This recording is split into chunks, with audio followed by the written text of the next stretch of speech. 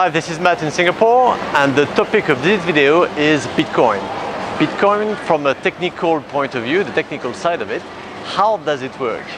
One of the most interesting aspects of this technology is the fact that it is a large-scale proof of concept of a new set of very useful ideas. The fact that it's built-in security, the fact that you don't have to build firewalls around your system, that your database at its core is actually robust already. So you can run it on any untrusted nodes and it works. You don't need to build the security around it. Same for fault tolerance. You don't have to build fault tolerance on top of it. It is built in, it's already there. Another thing that would make compliance people happy is the fact that it's a forward-only database. Whatever gets written into it will appear there forever. You can't tamper with it, you can't change it. So how does that work? How do you get a bunch of untrusted nodes to agree about one single truth?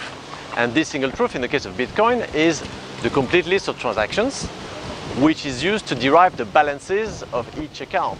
It is very important that this list of transactions is kept absolutely genuine, untouched, and solid. It has to be really, really solid and trusted. You have to be able to trust this, otherwise nothing works. So how do you get a bunch of completely untrusted nodes to agree on one single truth?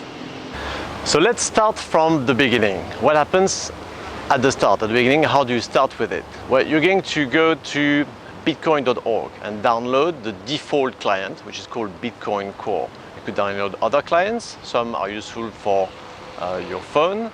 They're going to contain less functions.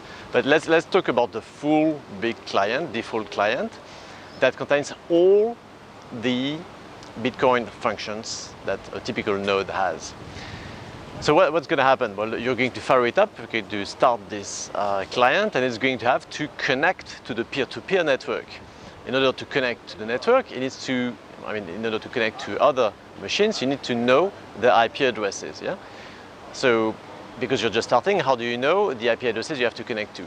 Well, it turns out that the software comes with a list of a handful of hard-coded IP addresses. So your client is going to connect to those other clients and then ask them about their list of neighboring nodes. Your client is going to receive the list of neighboring nodes and then keep only those that are the closest. Then it's going to ask those nodes that are the closest, again, the list of neighbors, and so on and so on. So this way, it ends up building a map of its neighboring nodes, those that are the closest to it, closest in terms of network hops. So this is what happens at the beginning. Now coming back to the functions of a full node, you've got those four very important functions.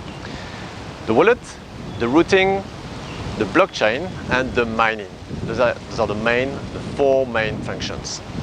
So starting from the wallet function, what is it? Well, the wallet is the thing that holds your Bitcoins.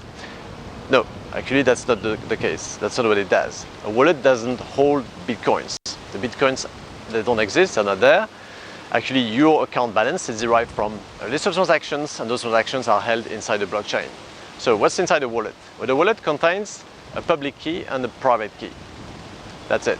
That's what it has. And the most important thing is the private key that you have to keep for yourself.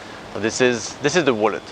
The next function is the routing function. So because you're part of the network, your client is running, it's part of the network, it has to play an active role in the network by forwarding any transaction sent by another node. So it's going to receive the transaction and then forward it to all the neighboring nodes. Same for blocks of transactions. But your client is also going to receive blocks and have blocks of transactions, validate those blocks, and then forward them to the network. Next function, blockchain. So the blockchain is the repository of transactions. And each node maintains its own version of this blockchain. So of course, because it's a distributed system and each node maintains its own version, then you've got differences, you've got small differences in between the versions. And those differences happen only at the end of the chain. And with time, all those different databases converge to the same state. So in the end, the fact that there are little differences is not that a big deal. It's okay. So that's the third function. The fourth function is the mining, which is really a misnomer. It's called mining. It gives you the impression that the purpose is to generate and create bitcoins. Actually, it's not. The purpose is not to create bitcoins. That's just an incentive. The purpose is to certify transactions. It's a function of certification, and especially timestamping and certifying.